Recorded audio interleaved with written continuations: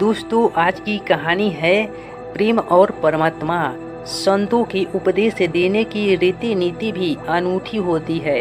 कई संत अपने पास आने वाले से ही प्रश्न करते हैं और उसकी जिज्ञासा को जगाते हैं और सही सही मार्गदर्शन कर देते हैं।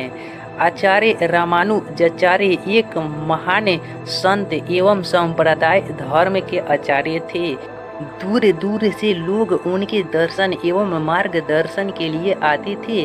सहज तथा सरल रीति से वे उपदेश देते थे। एक दिन एक युवक उनके पास आया और पैर में वंदन करके बोला, मुझे आपका शिष्य होना है, आप मुझे अपना शिष्य बना लीजिए। रामानुजाचार्य ने कहा, तुझे शिष्य क्यों बनाना है? युवक ने कहा, मेरा शिष्य होने का हेतु तो परमात्मा से प्रेम करना है। संत रामानुजाचार्य ने तब कहा, इसका अर्थ है कि तुझे परमात्मा से प्रीति करनी है, परंतु मुझे एक बात बता दे कि क्या तुझे तेरे घर के किसी व्यक्ति से प्रेम है? युवक ने कहा, ना किसी से भी मुझे प्रेम नहीं।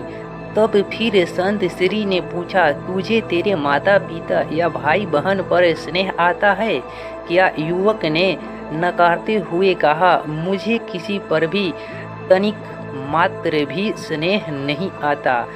पूरी दुनिया स्वार्थपरायण है, ये सब मिथ्या माया जाल है, इसलिए तो मैं आपकी शरण में आया हूँ। तब संत रामानुज ने कहा, बेटा, मेरा और तेरा कोई मेल नहीं, तुझे जो चाहिए वह मैं नहीं दे सकता। युवक ने यह सुन स्तंभ हो गया।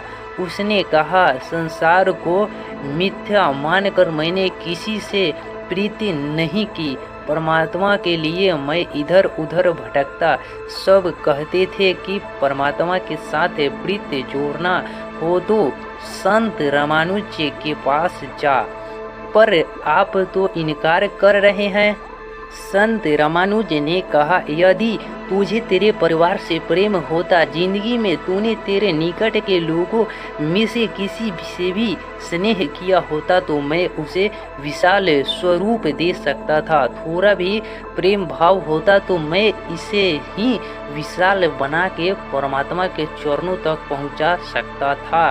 छोटे से बीज में से विशाल वट वृक्ष बनता है, परंतु बीज तो होना चाहिए जो पत्थर जैसा कठोर एवं सूक्ष्म हो। उसमें से प्रेम का झरना कैसे बहा सकता हूँ? यदि बीज ही नहीं तो वट वृक्ष कहाँ से बना सकता हूँ?